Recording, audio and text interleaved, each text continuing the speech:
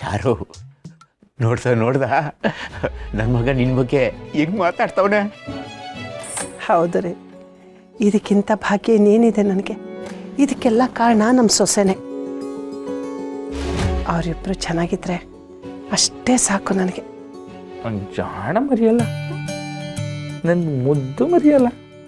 ಕೋಪ ಮಾಡ್ಕೊಬೇಡ, ಕೋಪ ಮಾಡ್ಕೋಬೇಡ. ಈಗ ಔಷಧಿ ಹಚ್ಕೋ.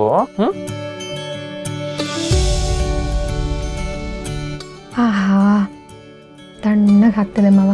ವಿರೂತಿಯಿಂದ ಮೆಣಸಿನ ಪುಡಿ ಹಚ್ಚೋದು ತಣ್ಣಗಿರ್ತದೆ. ಅಯ್ಯೋ, ಹಂಗಂತ ಮೆಣಸಿನ ಪುಡಿ ಹಾಕ್ಬಿಟ್ಯಾ, ಉರಿಯುತ್ತೆ. ಅಯ್ಯೋ, ಹಂಗೆ ಉರಿದ್ಬಿಟ್ರೆ ನಾನು ಏನು ಮಾಡ್ತೀನಿ ಹೇಳು? ಹಿಂಗೆ ಮಾಡ್ತೀನಿ.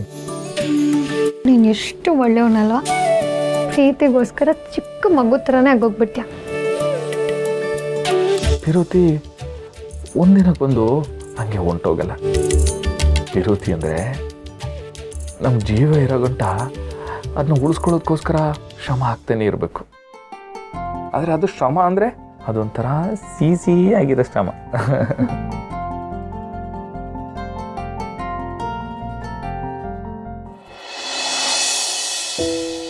ರತ್ನ, ನೊಂದ್ಕೋಬೇಡಮ್ಮ.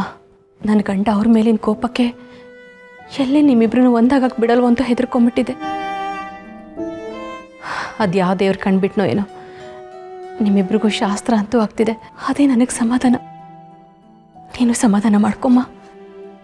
ನನ್ನ ತಂಗಿ ಈ ಪರಿಸ್ಥಿತಿಲಿರುವಾಗ ನಾನು ಅದು ಹೇಗೆ ಹೋಗ್ಲಿ ಅಂತ. ರತ್ನ, ನನ್ನ ಗಂಡನ ಬಗ್ಗೆ ನೀನು ತಿಳ್ಕೊಳ್ಬೇಕಾಗಿರೋದು ತುಂಬ ಇದೆ. ಅವನ ಕೋಪಕ್ಕೆ ನಿಮ್ಮನ್ನು ದೂರ ಮಾಡೋದಲ್ಲದೆ ಯಾವತ್ತೂ ನೀವು ಒಂದಾಗದೇ ಇರೋ ಹಾಗೆ ಮಾಡಿಬಿಡ್ತಾನೆ. ಆದರೆ ನಿಮ್ಮ ವಿಷಯದಲ್ಲಿ ಆ ಥರ ಆಗಲಿಲ್ಲ. ನನಗೆ ಅದೇ ಸಮಾಧಾನ. ದೇವರಿದ್ದಾನಮ್ಮ, ನಿಮ್ಮ ಅಣ್ಣ ಇದ್ದಾನೆ. ಏನೇ ವಿಷಯ ಇದ್ರೂ ನಾನು ನಿನಗೆ ತಿಳಿಸ್ತೀನಿ. ಅರ್ಥ ಆಯ್ತೇನೋ ಪರಶು? ಅಲ್ಲಮ್ಮ, ನನ್ನ ಹೆಂಡ್ರು ಇಷ್ಟೆಲ್ಲ ಕಷ್ಟಪಟ್ಕೊಂಡು ಯಾಕೆ ಈ ಮನೇಲಿ ಇರಬೇಕು? ಅದಕ್ಕೆ ಅವತ್ತೇ ಹೇಳ್ದೆ ನಾವಿಬ್ಬರು ಮನೆ ಬಿಟ್ಟು ಹೋಯ್ತೀವಿ ಅಂತ. ನೀವು ಯಾರು ನನ್ನ ಮಾತು ಕೇಳಲಿಲ್ಲ. ಛೇ, ನನ್ನ ಸಂಕಟ ಯಾಕೆ ನಿಮ್ಗೆ ಯಾರಿಗೂ ಅರ್ಥ ಆಯ್ತಿಲ್ಲ ಅಂತೀನಿ. ಅಯ್ಯೋ ರೀ, ನೀವೇನು ನೊಂದ್ಕೋಬೇಡಿ. ಅವ್ರು ಕೇಳೋ ಮಾತಿಂದ ನಿಮಗೆ ತೊಂದರೆ ಆಗಲ್ಲ ಅನ್ನೋದಾದರೆ ನಾನು ಆ ಮಾತು ಕೇಳ್ತೀನಿ.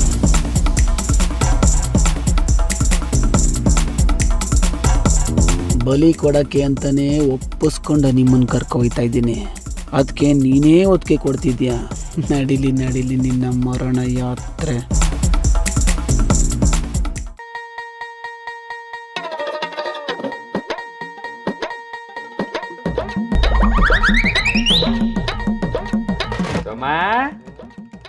ಪಾಪು ನಗ್ಲಾ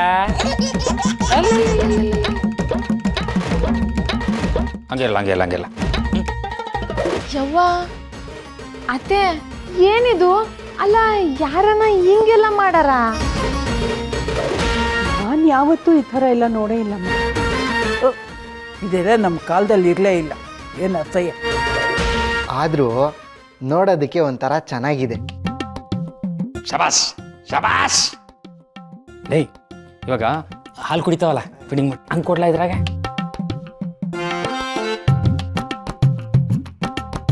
ಕುಡಿತಾರಲ್ಲ, ಎಷ್ಟು ಚಂದ ಕುಡಿತೀಯ ಪಪ್ಪು.